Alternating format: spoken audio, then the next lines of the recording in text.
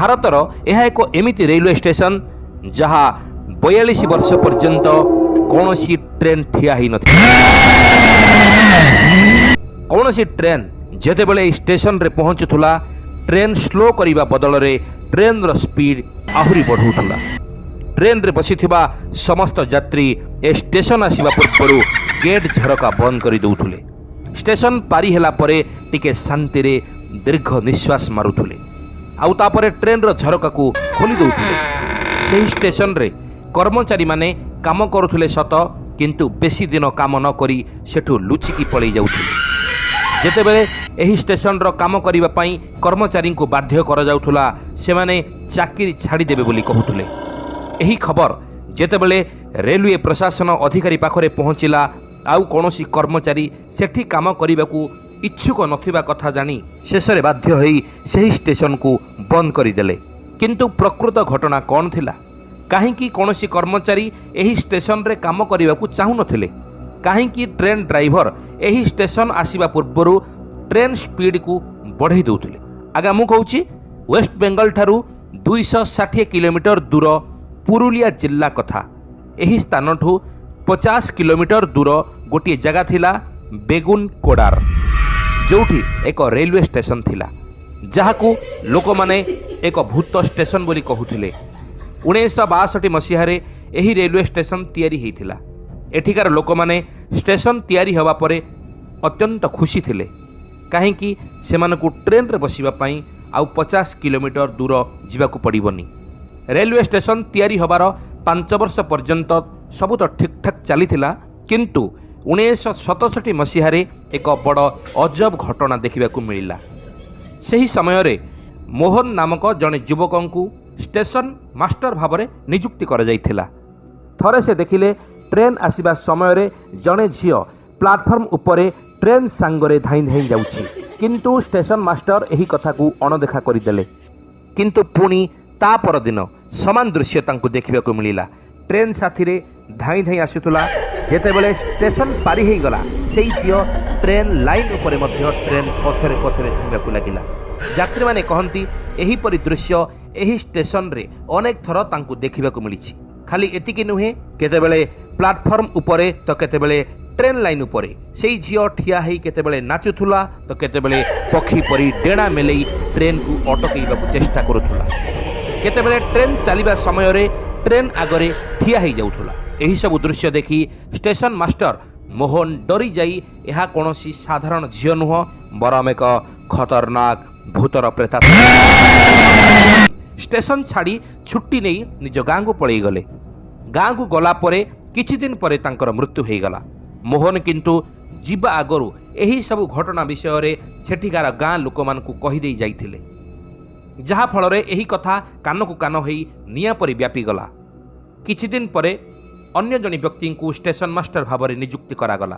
से मध्य समान दृश्य देखि संपूर्ण डरी जाइथिला एवं तुरंत एप्लिकेशन दे सही स्टेशन रु काम छाड़ी देइथिला। पुणी अन्य जने व्यक्ति को तृतीय थर पई स्टेशन मास्टर भाव में सही जगह को पठा जाइथिला आउ तांको सह मध्य समान घटना घटिला। समस्या एते बढ़ीगला जे सही स्टेशन को लोक माने जीवा पाई डरिले। सही दिन ठारू 1968 मसीह एही स्टेशन को कौनसी कर्मचारी काम करने को जीवाकू चाहिलेनी। एही कथा कलिकता जाई पहुंची गला। सेतेबेलर मुख्यमंत्री कान में खबर पहुंची गला आउ एही स्टेशन को भूत स्टेशन बोली मध्य समस्ते घोषणा करदेले। 1968 मसीहा ठारू 2007 मसीहा पर्यंत एही स्टेशन रु अनेक कहानी मध्य बाहरिला।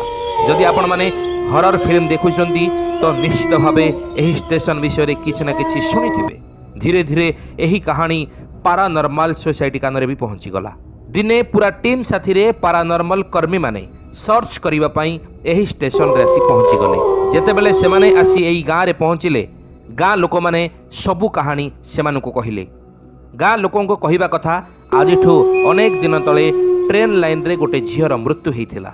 बोध हुए सही झियर प्रभाव एही स्टेशन रे पड़ु थाई पारे।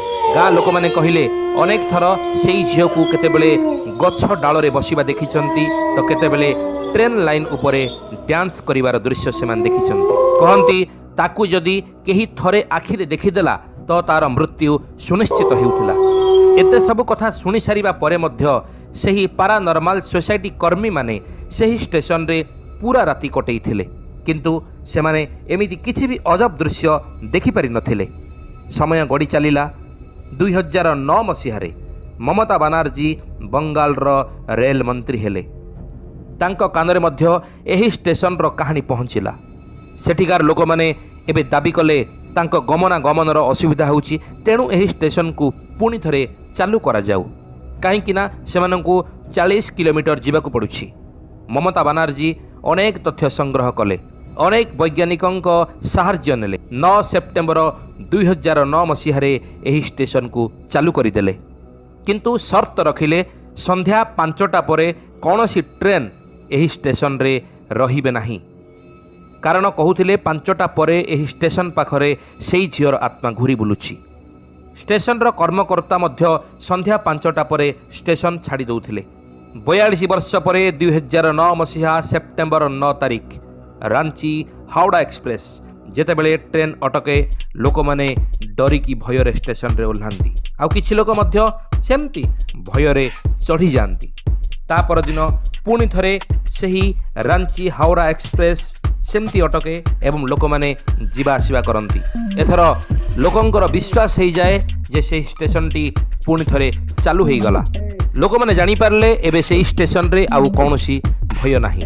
एही घटना को अनेक वर्ष बीती गलानी किंतु यह भारतर एक एमिति स्टेशन जोठी आज भी संध्या 5टा परे कौनसी ट्रेन अटकु नाही। जो ट्रेन संध्या 5टा परे से स्टेशन दे गति करे ताहार बेग से आहुरी बढ़ई दिए। 5टा परे स्टेशन पूरा खाली हेई खाँ खाँ सुहे।